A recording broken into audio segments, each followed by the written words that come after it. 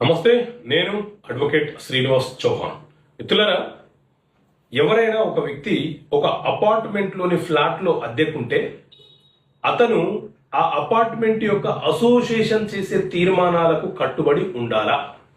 So మిత్రులారా, ఉమ్మడి ఆంధ్రప్రదేశ్లో అపార్ట్మెంట్ల నిర్వహణ కోసం, అలాగే అపార్ట్మెంట్ల నిర్మాణాల కోసం అపార్ట్మెంట్స్ యాక్ట్ 1987 అనే చట్టం మన రాష్ట్రంలో ఏర్పాటు చేయబడింది.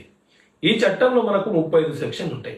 ఇందులోని సెక్షన్ 31 ఏం చెప్తుంది అంటే, అపార్ట్మెంట్లో ఉండే ఫ్లాట్ల వారీగా ఎంతమంది అయితే ఉంటున్నారో వారి యొక్క మెజారిటీ సభ్యులను బట్టి ఒక అసోసియేషన్ అనేది ఏర్పాటు చేసుకోవాలి.